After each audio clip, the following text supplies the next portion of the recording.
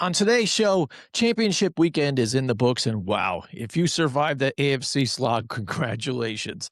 The Patriots and Broncos played a game that felt like it was trapped inside a snow globe, and someone kept shaking it. It was cold, it was ugly, and it was boring. But New England escaped by the thinnest of margins, skating into the Super Bowl like a team that knows it got away with one. Meanwhile, out of the NFC, the Rams once again proved that when the lights get brightest, their own mistakes shine even brighter. Miscues, misfires, mismanagement, pick your miss because they all showed up and they all cost LA a trip to the big stage. But that's not the only drama swirling around the league. In Cleveland, the Browns' head coaching search has turned into a full blown evacuation. Candidates are backing out faster than defenders, bailing on a zero blitz. Something's going on, and the question isn't who will take the job, it's whether anyone will. Stick around because by the end of this episode, we're diving into the biggest mystery in football right now. Who in the world is willing to take the Browns' job next? And what does that say about the future of the franchise? This is the Blindside Blitz.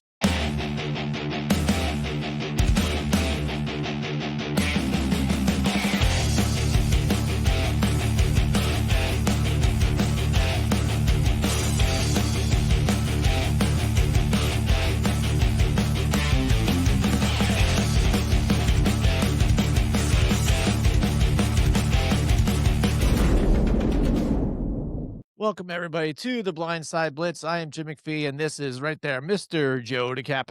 What's going on, Blitz Nation? Welcome back again. You know what time it is. Let's talk some football, Jim. What do you say? Absolutely, Joe. And what a weekend. And we knew, one thing, let's talk about, I guess, the things we kind of did know, we knew that when Jared Stidham was going to be the starting quarterback for the Broncos, that this game wasn't going to go crazy, right? This game is going to kind of be low scoring.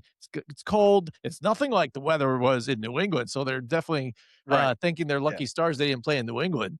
But very low scoring. Defensive side, offense is not looking so hot. But one thing I will say, though, right in the beginning, what Sean Payton had written up to try and get Stidham into a good position here to score, like he looked pretty good early on and then kind of tapered off. Yeah, I mean, I felt like in the first half for Denver offensively, and we addressed this in last week's show. We were basically saying, like, hey, Sean Payton needs to open up a play. I know you have your backup quarterback in. I understand that. But you got to get a little bit more creative so that way the pressure isn't just on him. And we knew also that Denver was going to try to come out and run the football to try to just do that, take pressure off of them. However, they couldn't even get the freaking running game going. I mean, early on, it was stopped time and time again, forcing them to be third and long. And Jared Stidham had to make something happen, and it just kind of fell apart right from there. Offense in this game was non-existent, and that goes for both sides. I mean, this was purely a defensive game. We kind of saw it being low scoring like it was, but thought there would be at least a little bit of give and take on the offensive side for both teams, but really didn't get to see that. But we did see not one, but two turnovers by Denver, a fumble and an interception thrown. Can't turn the ball over, especially in super tight games like this. Kind of led to the demise of Denver.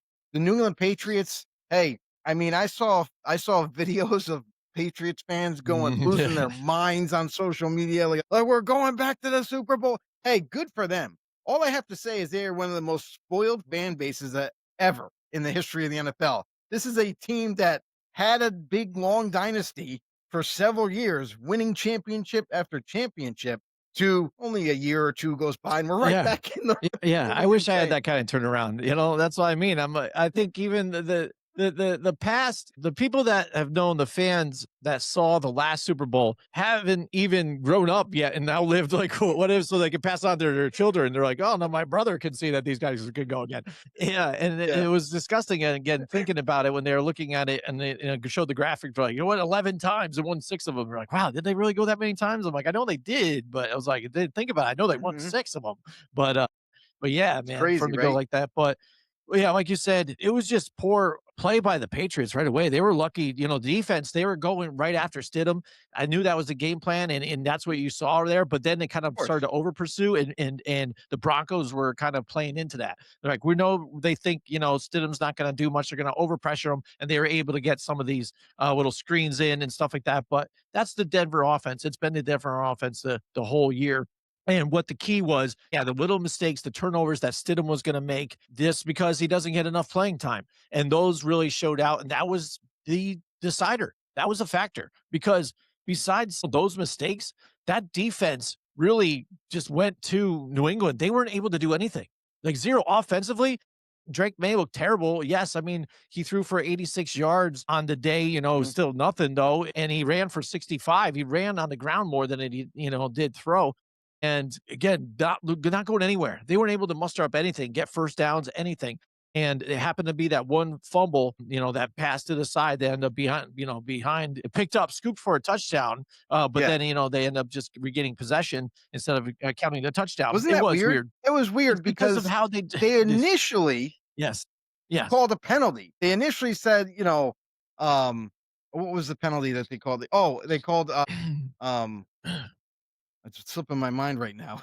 Yeah, I don't remember. I don't remember if it The was quarterback, illegal formation or something like that. I can't remember what it was. Well, it intentional was grounding. intentional That's what it grounding. was. Yeah. It was intentional grounding Yeah. initially, so that means they were gonna be able to get the ball back and, punt it away, whatever they had to do. However, minutes later, Mm. really, I mean, all of a sudden there was some confusion on the field and all of a sudden they make an announcement, "Oh, no, it's, ruled a fumble. It's not intentional grounding. We're gonna change." They made the Mhm. call and everybody was getting ready to take the next snap, and then all of a sudden, "Oh, wait. We're gonna change the call all of a sudden and be like, nope, that was a fumble. It's a touchdown for the Patriots." And honestly, you could look at that one moment, that one mistake was a critical mistake by Stidham Yeah. because you can't blame No. anybody else. I understand the pressure was there and all that. Patriots did what they had to do. But Jared Stidham, knowing the moment, knowing how big of a moment this is, you can't commit a penalty or you can't Yeah. commit a turnover like that and give up Yeah. a score because that was That basically the was deciding factor. yeah. Now, I understand as the game progressed, Sean Payton had some questionable decisions, not going for field goals when you're freaking right there, take the points in a critical, tight game like this. Being home in Denver, what are Yeah. you doing, bro? You're not on the road where you got to make something happen to get some momentum. You're in your own Mhm. house. You take the points, and that could have been the difference between winning this game Yeah. and losing it. So there was several fingers that could be pointed. Stidham causing that critical turnover, which led to a touchdown. Sean Payton and his mismanagement of the game and not taking the points when it was necessary. So Denver fans out there want to hear from you about this game. Like, how do you feel? Like, who is it? A total team blame? You can't say defense. Defense played out of their minds. Yeah. But man, you're are you pointing the blame more on Sean Payton? Are you pointing at both Stidham and him? So what we'd like Yeah. to hear from I you in the think they comments did the down best below. that they could with the situation. I feel like if Bo Nix was in the game, I think they would have maybe had a better shot to win here because he wouldn't make those types of mistakes. And I feel like when they went Right. for it for fourth down, they had a greater chance. I think he's making a different throw or whatever. But it was Sean Payton being aggressive. Like I think he was smelling blood because the Patriots weren't doing anything. So he wanted to just pound it in and kind of just put the nail in the coffin early instead of just like you said, taking the points. Do the smart thing. You just live to fight another day, and your defense was stuffing them anyways. So I mean, Right. pin them against it. Your Yeah, defense was exactly. Pin killing it. them against the back anyways. And yeah, they weren't able to do anything. You didn't see 14 points in the first half. There was 3 points in the whole second half, and that's when the snow fell and it got sloppy. Guys sliding all over the place. It was insane. Yeah. And I don't mind Stidham throwing it deep. That one ball that got picked off Yeah. by Gonzalez, but Gonzalez. he just threw it to the wrong receiver. There was another post on the inside that was the guy. He had to throw it to him. Instead, he threw it into double coverage and threw it behind, threw it light. So And this is why yeah. he's the backup. Yeah. So, So the Denver did what they could. It sucks, the situation they were given. They make it that far and their quarterback goes down, but we've seen it before with the 49ers, stuff like that. So they pushed hard, they made a shot, and now the Patriots are in the Super Bowl. Once again, Drake May, second youngest quarterback to play in the game, minus to Dan Marino, but he played himself in Yep. this playoffs. He played himself out of the MVP race, and it is crystal clear. So now this opened it right up for Matthew Stafford. The other yeah. One quick thing that I wanna note is the fact that Mike Mhm. Vrabel, pretty interesting. I mean, this is a rarity thing as a head coach, former player, he'll be the first coach/player to not only play for the same team and win a championship, but if they happen to win again, he'll also have the head coaching title and have won the championship. First person to do that in NFL history, and obviously you can tell why, because this is a rarity. Players don't know And for the like this, same so team. Absolutely, absolutely. A lot of different records could have been broken, or different things we haven't seen before unfolding right before our eyes. So we get to see the third matchup this year with the Seahawks and the Rams.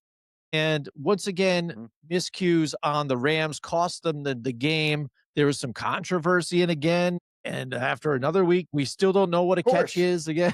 But let's just start off with the special teams. Well, how is that guy, your punt returner, your kick returner, when he can't field a kick at all? He had a muffed one earlier that he was able to reclaim, and then leaning back, knowing that it's potentially behind you, like, just roll out of the way, dodge it, but you still attempt to make the catch and you fumble it right there, giving Seattle excellent field position. And they were pretty much dominating the line anyways. They were fighting hard with that defense. I feel like Los Angeles still had a shot, at that point. But when that happened, for that sure. definitely tipped the Yeah. tides. Yeah, they were getting the ball back, and they were only down by 4. They could have driven down the field on that drive. You don't know. Maybe they do, maybe they don't. But at the same time, another critical mistake that's made in the playoffs. You can't have these turnovers, especially deep in your own zone. That was the biggest problem. It's not like he was at midfield and turned it over. They were already in the red zone. And this guy not only tried to attempt to catch it, but also was falling down, and I don't know how you catch a ball Yeah, like yeah. this, your You shoulder. fall, Like, drop, and if you're roll. falling down, you gotta catch it like a wide receiver. You gotta put your hands up to Something, catch it yeah. like a wide Yeah. receiver, not Yeah. this. What Yeah. is this doing? Like, hey, wave goodbye because you just lost, you know? Yeah, it was a bonehead move by the returner, and it's not the first time this has happened to the guy. You would hope that the Rams are looking forward for next season. They're saying, "Hey, you're fired, first of all, and we're gonna go get a different returner." So, yeah, yet again, another critical mistake. And it's not just because he turned it over. Again, it's the fact of where it Mhm. occurred, giving the ball back deep in your own zone. When your defense Yeah. just stopped Yep. them 3 and out, Yep. made them punt. And now you're like, okay, Stafford, let's Yep. go, baby. Yep. It's time to go. It's your time to shine. Do what you do. Yeah. Oh God, Rams fans have to be they are out for blood. That's You all would I have to know be. with that returner. Like, hide your kids, hide your wife, hide Yep. everybody. Because that dude is on Yeah, alert. so the Rams go down 31-27 to the Seattle Seahawks. The defense played outstanding. It felt like Sam Darnold had control of the line of scrimmage too and was playing well on top of it. And you can't knock Stafford for what he was doing though. Also, um, in fact, his 208 play action passing yards were an NFL season high across the regular season and playoffs, according to the next gen stats out there too. So plays a lot off the play action. The running game was getting involved here, but Yep. I thought the both teams would run even more a little bit, but it was more kind of air it out. And at one point, it was like this team scores, and Yeah. then that team get another big play back on Right. top of it and stuff. But It was yeah, I good. mean, once Good that game. turnover happened, it seemed like it was all Seattle except for when the taunting penalty happened. Yeah, with Woolen again. And I remember early on in that game, he had made a big play too. I think it was against Stafford or somebody or something. Went over to Stafford and started saying words to him. I'm like, oh man, he's going to get a taunting thing or something, right? They didn't do Mhm. it there, but I don't know if the referees might have seen that before. And then later in the game, when he goes to the whole sideline and does it and everything, that was Yep. could have been a really crucial penalty, especially when the winning hours of that game, when Los Angeles still had an opportunity to score. Right, and let's not sugarcoat it. It was a big time penalty. Like, you gave the ball basically Mm. right back to the Rams offense for another opportunity to drive down the field And and they did. score. Like, what are you Yep. doing? You know? And they in fact, they just brought it they got it Mhm. closer, you know?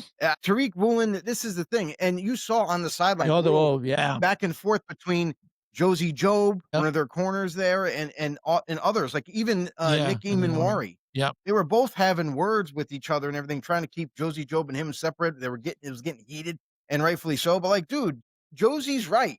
You could almost read his lips like, "Dude, Mhm. think! What are Mhm. you doing? That's being Mhm. dumb. You could have possibly caught us or cost us the game just by that one dumb move. You could have just gave the Rams a win and they go to the Super Bowl instead." So, yeah, there was definitely mistakes throughout.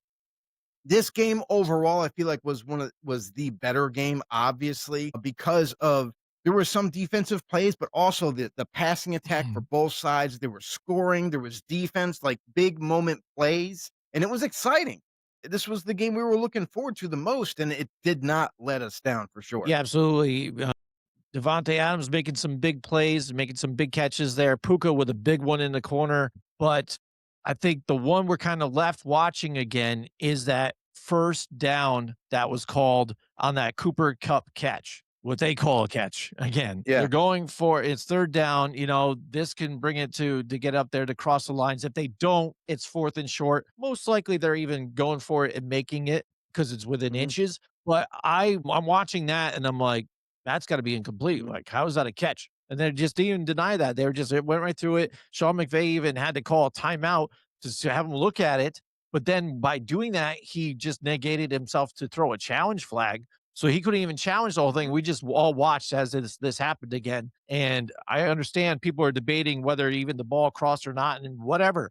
I'm looking at the catch first, and if you're telling me within that looking at that frame and that catch, and then I'm looking at that one from a week or so ago with the Brandon Cooks catch, I don't know how they're different, yep. except for that even Cooks, he didn't drop it. He got it tugged out of his hand after he was already shoulder down, back down on the ground with good, with the ball. I don't get it. I don't get how that play was just down by contact and it was a first down. And that's the thing is, like, then all the other catches are catches, Yeah. right? Like, because that's what Yeah. it should be. You do look at Brandon Cook's catch, he had the ball longer than Devontae Adams. That whole catch was a little Yeah. bit of a Too. Yeah. controversy too, but that Adams had it shorter amount of time than Brandon Cooks. Brandon Cooks, out of all 3 of them, is definitely a catch. There's no debate. I don't care if you're Joe Burrow thinking that we don't know Yeah. football just because we think it's a catch. It's a catch Yeah. by the rules. And then Devontae Adams, who had the ball basically the same time as Cooper Kupp, they called that a catch with his knee Yeah. down. And here's the problem is it's whenever it seems like the gray area for referees is when there's contact between the defender and the receiver at the same time, whether you call it a catch or not. That's Mhm. the debate now. It's not it's different when if Cooper Kupp caught that ball the same exact way, but the defender, there was no contact at all or anything like that, then we're going through the process of the catch where you got to Yeah. survive the ground, you got to do all that kind of stuff. But it seems like that gets thrown out of the window when it comes to a Yeah. contested catch with a defender draped on you or pulling at your arms or whatever. Then it seems like the rule changes somehow. But the refs still aren't sure how to rule it. That's what it seems like. So I think the referees are even more confused on how to call each particular catch, even though it's stated in the rules the way it is. Like it's pretty easy to follow. And if Devontae Adams is a catch, if Brandon Cooks should have been a catch like Adams was, then Cooper Kupp, if you're going to go with the contested theory, then it technically is a catch. However, you could also make the case for not being a catch because he didn't survive the ground. But see, that's the problem here. That's where Yeah. everybody's confused. Is when do you utilize that surviving the ground part of the process when it comes to a defender Yeah. making Yeah. contact already? It seems like that is the problem, is that there's a confusion if that's included or not in the catch rule. That's the problem. It's that simple. So we need to clarify that. Like this offseason, they should be making notes about all these different plays and saying, "Hey, how do we want to call these plays? And if so, if we're going to call all 3 of these scenarios catches, we got to change the rule book. The Mhm. process of the catch has to change in the Yeah. wording then. It can no longer be, survive the ground. Then we have to get rid of that Yeah. in a sense, because if that's how you're going to call it going forward to keep it simple for the refs to call it, then that we need to reword this whole thing. Yeah, I think maybe we need to take some words out of it, because it seems like nobody can interpret what the words mean when they're looking at it and reading it because everybody's has a different interpretation. We can look Mhm. at a contested catch in the end zone, 2 feet in, that guy still has to survive the ground, still has to hold on to the ball. Right, How is that right. not the same when it's midfield? Just as crucial. Well, it's when a defender The it's when a defender defender is can make making a contact, contact you on know a what I guy mean? in the end zone, and they still have to survive that catch. It's not like they're like, "Oh, he got it," and then he drops it. Say a guy catches it in the end zone, defender's there, makes Mhm. contact, he goes down and does the same exact thing. That's an Yep. incomplete. That's not a touchdown. I mean, I'm telling you, they would say no Mhm. touchdown. And the fact that Right. that is something that that changes whether you're the position on the field, I think is ridiculous. And if it's open to multiple interpretations, then why don't we just go back to simplifying it Now again? Like, right, then you also gotta include, like, a yeah, yeah, football move. That's yeah. part of the process. Uh, So what's a yeah. football move then? Is it 1, 2, 3 steps? Is it a juke? Like, what is a football move? And it sounds like No, nobody knows what a football no, move is either. So, like, if you have your let's just say, like, kinda like yeah, Cooper Kupp's catch. Yeah, 2 feet down. I don't it didn't really look like he made a football move because he was yeah, falling. You know what I mean? Like, do we count that as a football move because he happens to be diving forward or mhm, something like that? Like, that right there is, like that's where all the mhm, confusion is because the process of the catch, I feel like, is a complete gray area, and nobody really knows officially, like, "Hey, step 1, step 2, step 3, that's a catch, that's not a catch." It's so much up for interpretation, just like you mentioned, that's where the refs are getting it wrong half the time in some people's eyes, and then some people are getting it right in other people's eyes with this whole disagreement. What's a catch? What's not a catch? It's utter confusion, and they need to revisit the wording. Jim, have you ever read any of the rules like verbatim in the rule book? yeah. I've We've looked seen a at 'em a few of few them, times, and yeah, I gotta tell you, they can easily yeah, simplify the hell out of it, like, really dummy it down to where it's, "This is a catch, ba, ba, ba, ba, ba," and yeah, that's it.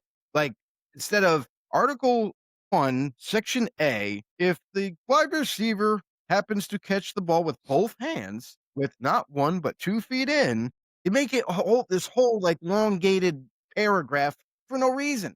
Just say what you yeah, need to say. Stop making it so confusing, and I think that might be part of the reason for the refs getting it wrong a yeah. lot. It was very reminiscent too, to me, of the Des Bryant catch or drop, right? Yeah. The Yeah, fumble from Des Bryant. absolutely. The one where he caught it and then kinda reached for the end zone at the same time and lost it, and he was making a football move apparently, this and that, and there was a controversy about that where Cowboys did There not was, make big it, time. and now the Green Bay Packers moved on. This was similar to Mhm, where he makes a catch trying to reach for the first down and fumbles right. it. That again, that if that's your baseline, if you're looking at history and say, "Hey, this was further on called before," maybe we just take it off of Mhm, that as, knowledge that we've learned, experience, and we'll go off of right. that.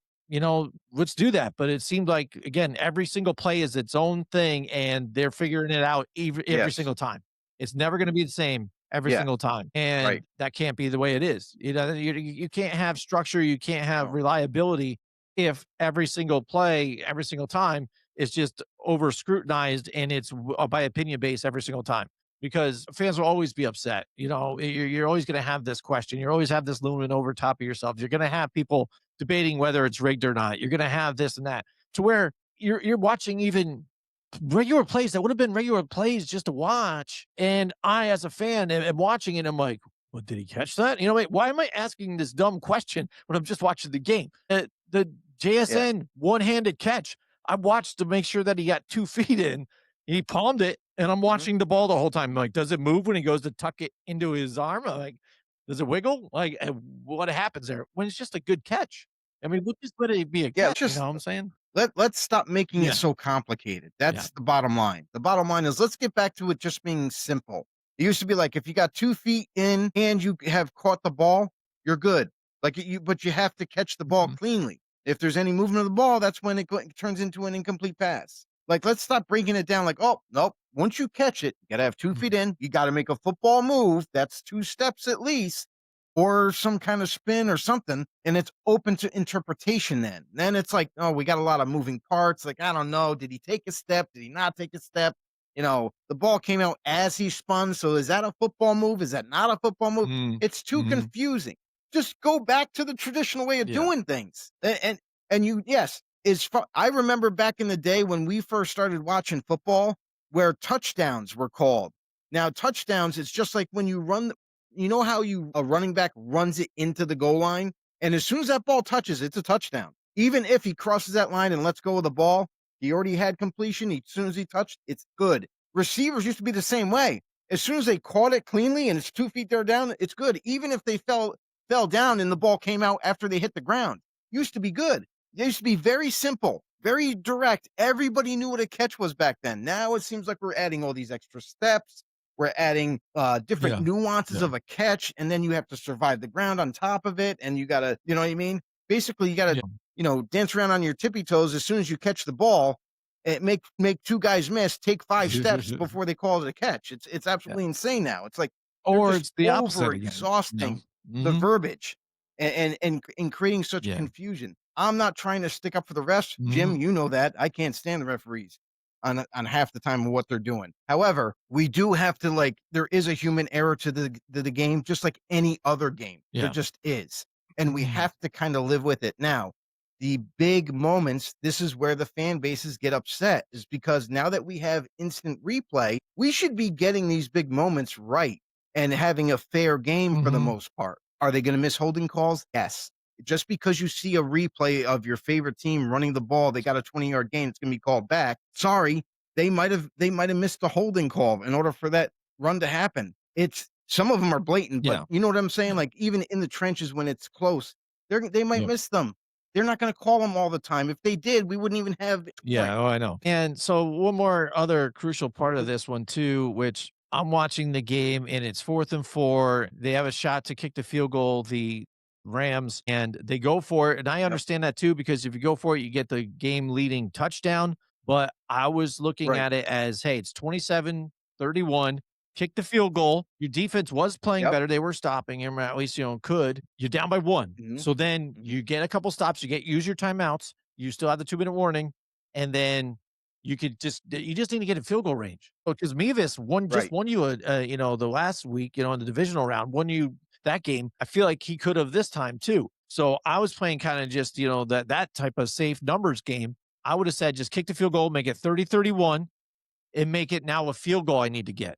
Instead, they go for it, they don't get Mhm. it, and now it's turnover on Right. downs. And you saw what even happened after that, transpired after that. You get defensive holdings, an automatic first down, all this, Mhm. and they still had 25 Mhm. seconds to get the ball. But again, 25 seconds to get a field goal instead of trying to push it down the field. You're thinking different mentally, and your game plan is different and what you need to do. And just coming up short, Puka Nakua had the right idea, getting the catch, getting out of bounds, but just was tackled, and that Mhm. was a real tackle in bounds to run out the clock and end the game. Yep. But what do you feel about going for it in 4th and 4? Are you on my side on this one, or are you just saying, hey, yeah, hell yeah, you got to go for it? No, I mean, here's the thing, there has to be a different mindset, different from regular season when you call plays. This is the Mhm. playoffs where you don't get another week, so you can't just say, "Hey, we're gonna take a shot and see if we can get this win."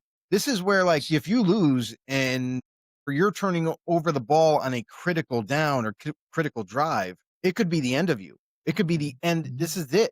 You're done. You're not gonna go to the Super Bowl. Like, so why put all your chips in one basket saying, "If we score, we got this thing on lock. We got the momentum shift. We got our defense to go back out there. We got the lead then. Now all the pressure's on them." Get all that. But like you said, if you don't get it, a team that is home, by the way, in Seattle, got the fans losing their minds, rocking and rolling. Now Seattle is home. They got the home field advantage for a reason. So I don't think this was a smart decision. Now, if you said if it was in LA and he wanted to be aggressive, you got the crowd behind you. I could maybe make more sense of that. But the fact that you got to understand the down and distance, you got to understand the situation that you're in, and the fact that, like, listen, if you miss this opportunity to put some points on the board, to give you only a 1 point deficit, only a 1 point deficit. That means your game plan for the rest of the game is going to change immensely. Sean McVay, you would not have the pressure to score a touchdown then Mhm. at the end of the game. Instead, you would have down by 1 point. And you're like, okay, cool. That's all right. We just got to get to the 35. or the 40 or what I don't even their new kicker, I have no idea if he really has a leg or not. Mm, We've seen mm, like mm. him come in and make some field goals, critical situations and all that, but who knows what kind of They leg he said has. I don't earlier know. on how Maybe he he got a 5 or better but yeah, that's in yeah, practice. Like yeah, this is the yeah, yeah. real deal. That's my problem is that understanding the situation that you're in, you're away, you're in a very, very loud stadium. Why try to put all that pressure on your offense and Matt Stafford and all those guys to try to get that touchdown? Instead, get that 1 point deficit, and they would have had that chance, like you said, like they had 25 seconds. Now the game would have changed, the time would have changed and everything a little bit. Maybe they have more time. And now they only need to get to that 40-yard line, and they do, gives them an opportunity to get that win. At least you could have said that. I feel like it was played poorly. This is yet again kind of like Sean Payton. Now, don't get me wrong. I think Sean McVay is one of the best head Yeah. coaches in football for sure. One of the greatest offensive minds there is. However, sometimes I feel like he gets a little too confident in him, maybe in himself, maybe just in his players and stuff. I understand that, but you gotta play within your with reasoning here. You gotta be able to give your team a shot at the very end anyway, instead of taking a big risk, because it didn't Mhm. work out. Now, we could have been talking about the same conversation very differently if it did work out for them. We're like, "Oh, man, McVay's got balls. Oh, McVay, man, he's amazing." But it didn't. So now you're gonna get the criticism where you could have gotten the game closer, you could have changed the whole game complexity moving forward, and who knows, maybe we might have been talking about the Rams winning Well, the instead thing of is, though, Seattle. too, is you do talk about it differently because the aspect of the game changes. Say they score that touchdown, then I'm looking at Seattle as like, all right, you just gave us 3 minutes and 10 seconds or something like that, somewhere around there, or 3 minutes Mhm. and something. Yeah. You just gave us 3 minutes. So now they're thinking we march down the field. It isn't run, run, run, run, try and get out of this thing. Correct. It's a totally Yeah. different thing. So now I'm watching that at a whole different thing, and hopefully that defense can stop for the if you're the Rams. But that's the problem with this game. And you could say that mistake there was Sean McVay's. I get that, but the thing about Seattle is and I think Mike McDonald had said something about it too, is like you got the three phases of the game, but they're not three separate entities. They're just the whole team, and they have to work cohesively.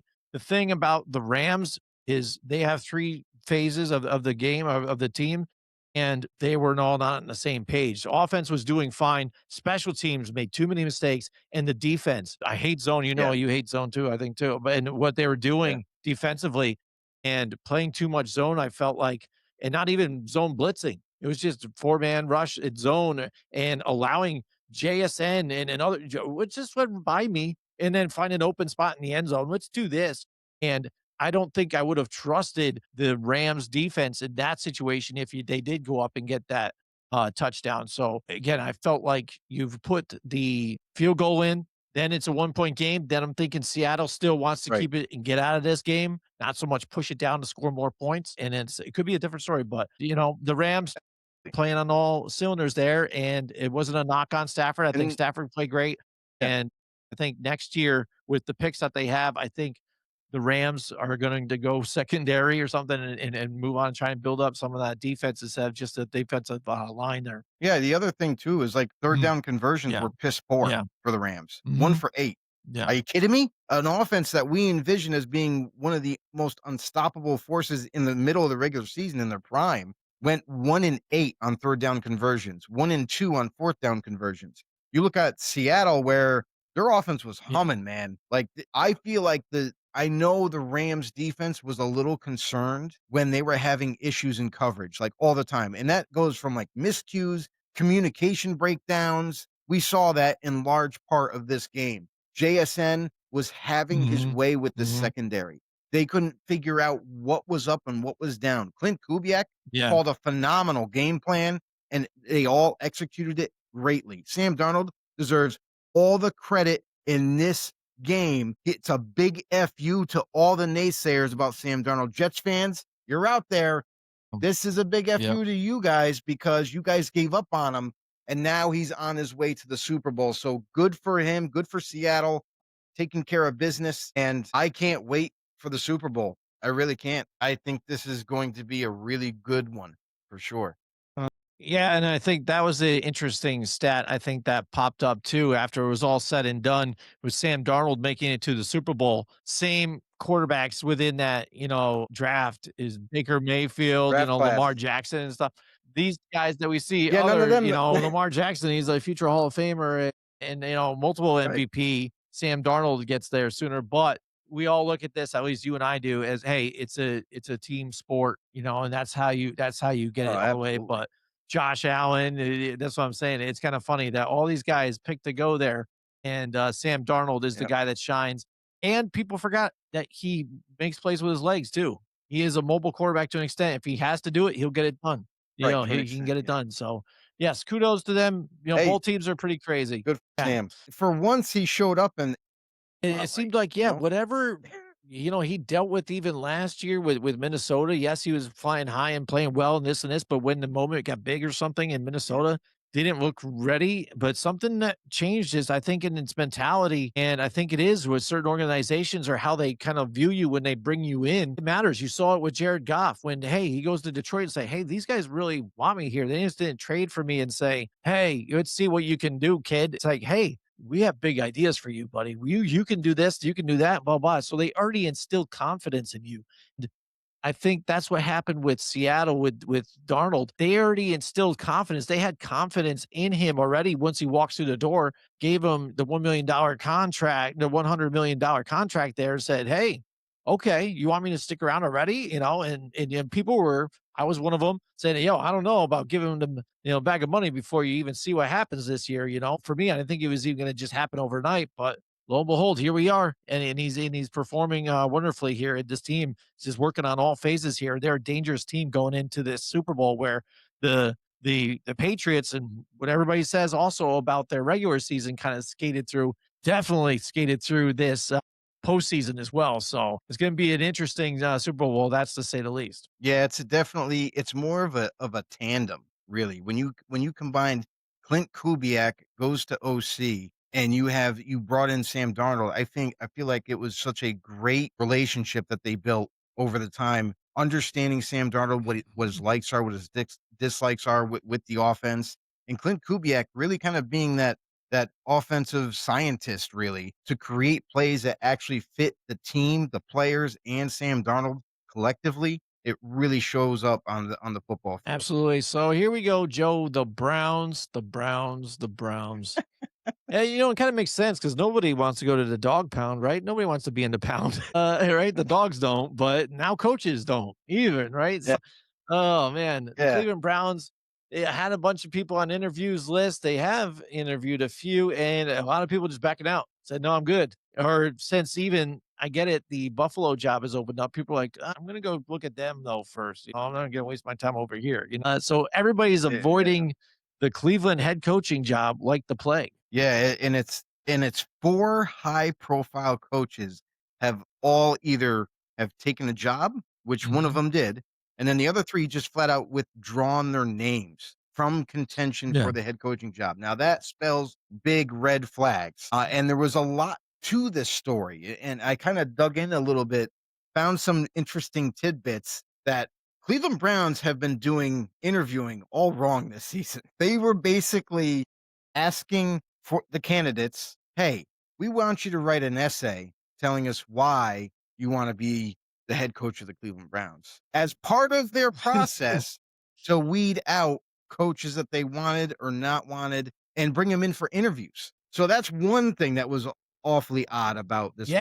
I think situation. people are sitting And there thinking, they're like, "I don't know." you had guys like Mike McDaniel, Jesse Minter, Chris Shula that have all just flat out pulled their names out of the hat, said, "No, I'm not no longer interested. Yeah. I'd rather go do something else." Minter, obviously, he took the head coaching job with the Ravens. Great decision there. Mike McDaniel, he decides officially now, today, signed a deal with the Chargers to be their OC. That is official. I don't know if that means if a head coaching opportunity comes up, if he can leave or not, but that was kind of like the sense. Yeah. But in Chris Shula just didn't even entertain it at all and just said, "No, I'm good. I'm good here. I don't need to go anywhere." And the 4th guy was Grant Udinski, the OC for the Jaguars under Liam Cohen. who got an opportunity. Guy's really super young at 30 years old. I think that they were trying to like maybe bring in an offensive mind, a young guy like that. And I think they really liked him. But even he said, hey, you know what? I don't want the Cleveland head coaching job, but I'll make a little bit more money if I return back to Jacksonville. I'm going to sign a Mhm. new deal. So this has immense concerns. If you're a Browns fan and you have coaches that are seen throughout league circles that they are one of the best coaches to go and grab, and they're turning you down left and right. Meanwhile, it sounds like you're trying to grab now assistants to come in and be your new head coach. All indicators still point to Jim Schwartz. I feel like he's had 2 interviews with the team. They don't want to lose him. It makes all the sense in the world. Stop playing games and just make him the head coach. Start building a staff and see what you can do next year. But man, this is not good, Jim. I know, and they interviewed, Nate Scheelhaase too, twice. He had a second interview, so if that's the guy, especially if you get him in, don't you say, "Alright, you're not leaving unless we, sign this, we'll make you an offer you can't refuse," But then he even still is like, "Well, I still have interested up there in Buffalo too. I wanna hear what they have to say," But you gotta try and lock it in, but you and I have both had talked about this, and the obvious choice kinda seemed to me, especially seeing the scenario now, Jim Schwartz, hire within. You already have the players, especially the good players, the defense that you have on board. They know them, they trust them, they believe them, they'll fight for them. That's your team. That's your identity. Your identity is your defense, and we're still figuring out your offense and what you are. After multiple quarterbacks have started, Shador Sanders at the tail end of this season, you figure out the offense. With whoever you bring in to run that offense. So I think Jim Schwartz And has that's the got to thing, be the Jim. guy. It seems more sense to me. Yeah. But that's the thing, Jim. You brought up Nate Scheelhouse's name. Why not bring him as OC? Hire Jim Yeah. Schwartz. He'll be your head coach. Yep. He'll still run the defense, which is still good. And then offensively, you have a young, impressionable, offensive minded guy that a lot of people are starting to. There's rumors going around that he could be like the next big thing offensively. Give him an opportunity to be the OC and run the offense and see what he can do. What's the worst that can happen? You don't have an offense like you haven't had in the last decade, like, give him an opportunity. If it doesn't work out, then you move on from the OC the following year or 2 years down the road, and you go get yourself a more veteran OC and say, "Hey, we tried the young and new shiny toy thing, and it didn't work. Now we're gonna go get a veteran OC and continue working on this team." It just seems so logical, but we all know that Cleveland doesn't always do the logical thing, and just like their interview process, we're seeing that now with their candidates dropping out of the race. Yeah, absolutely. And Joe, I think one of the biggest things glaring at them that nobody's really talking about is the fact that they had Mike Vrabel on their coaching staff or their consultant as a consultant role. We talked about Y this year and Mhm. they delayed the inevitable. We brought it up last year Yep. that when he was brought in for Cleveland as a personnel consultant, he's out there on the field running around with the players as well. We saw it there. We saw the connection that he has. It was stupid of what happened with the Titans and how they let him go, but he's there in the house Oh, yeah. with Cleveland, and I saw Oh, how yeah. the fan or how the players reacted with him and stuff like that, and I said, "Hey, look at this. These guys are relating to this guy. They're feeding off of this. This could be dangerous for Kevin Stefanski's job. They buy into what this Mhm. guy's teaching them, and then you've got a problem, and then if Kevin Stefanski wasn't producing, which he wasn't even, then you can even move on and make the transition and say, "Hey, let's do this right now." And I feel like they should have It done made it so much sense. last year. We called about it. We talked about it, and they didn't. And now you do it this year, a year later, what's that saying? A day later, a dollar short. Now Mike Vrabel had already Right. left the organization, gone to back to the Patriots to coach them, and here are the Patriots, first year under Mike Vrabel in the Super Bowl. That is a Cleveland Browns Yeah, I thing. mean, yeah, and that we just talked about logic in Cleveland, and that just doesn't mix. And seriously, we've just seen that.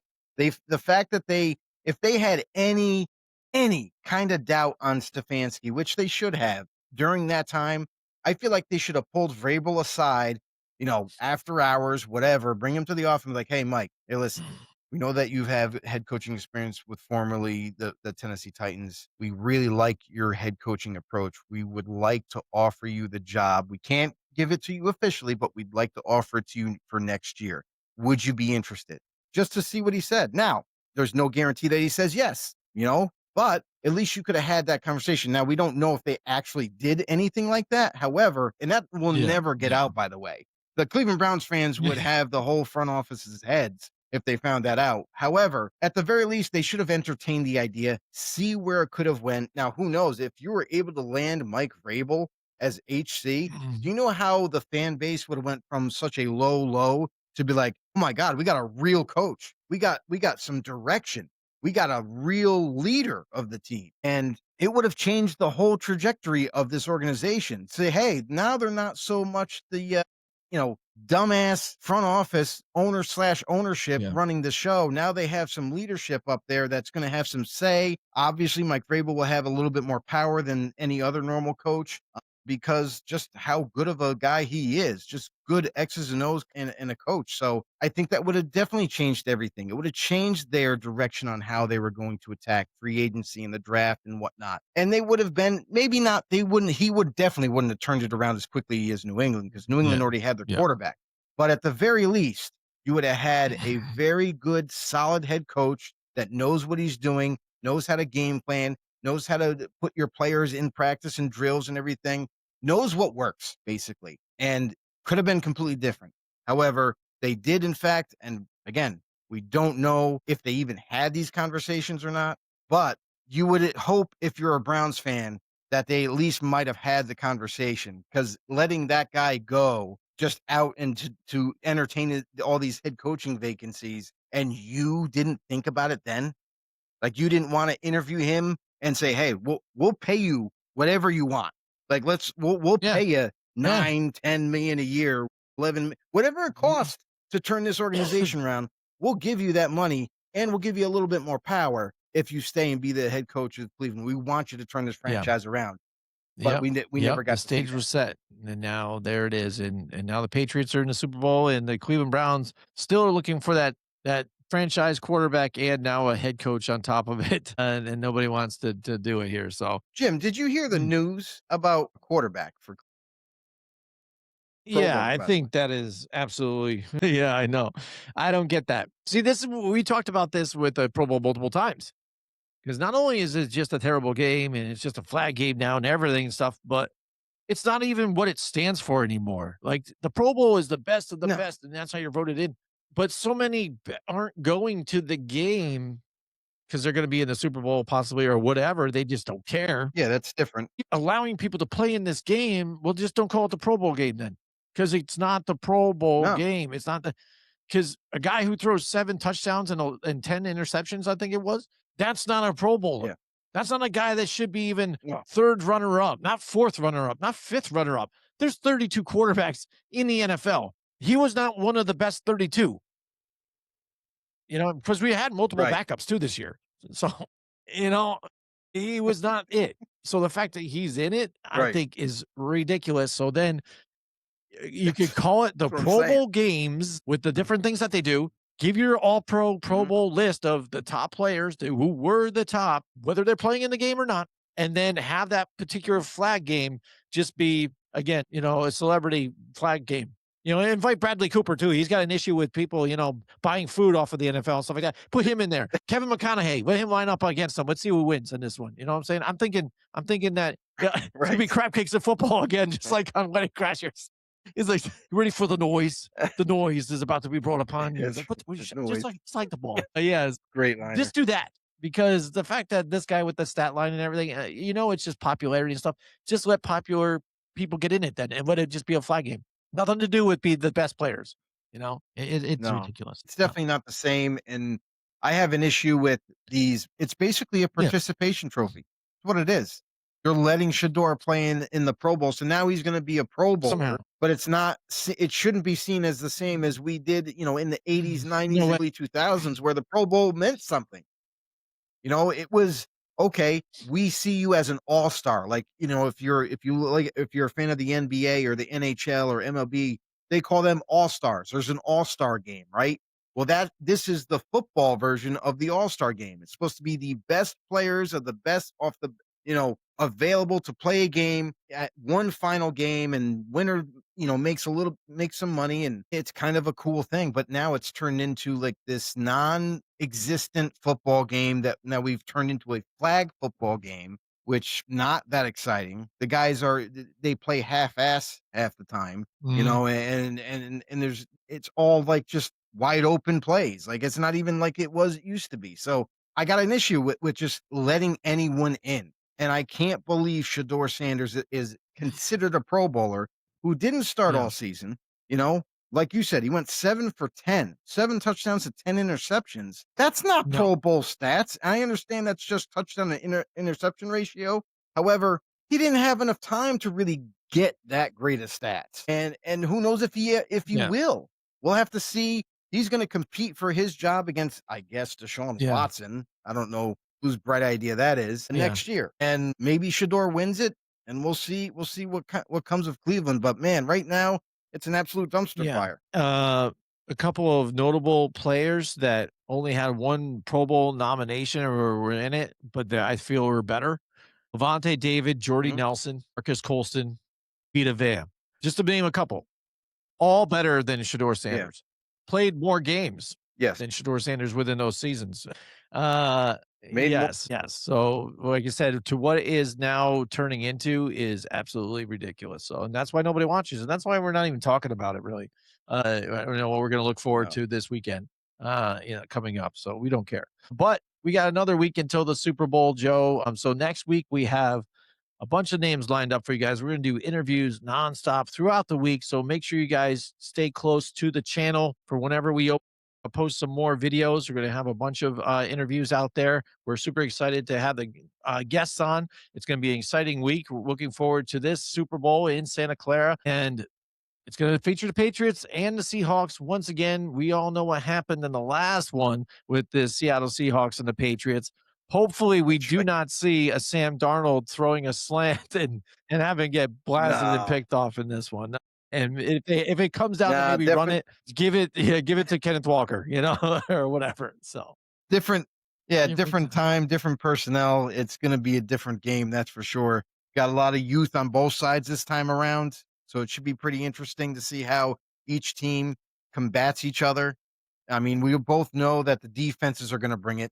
I mean, Patriots defense, kudos to them. They played lights out as well last week. Seattle, they're gonna bring it. This is gonna be again. I really believe that this Super Bowl is going to be a very, very good Super Bowl. It's gonna be. I don't see it being high scoring, but who knows, right? Like we've seen some crazy Super Bowls happen. You're like, I didn't anticipate this. Kind of like the Seattle and Rams game. Like that was more high scoring than I thought it was Mhm. going to be. Yeah, absolutely, Joe. So it's going to be exciting. We're going to have some great interviews and we'll break it all down next week. So until then, we'll see you guys in the next one. Hey everybody, this is William Del Pilar, founder of Grumblings Media, and I want to say thank you for watching our content. If you want to support our all-volunteer efforts at Grumblings Media, smash the subscribe button right here. 100% free, and please consume and share our great content. Click either one of these two boxes for more of our work.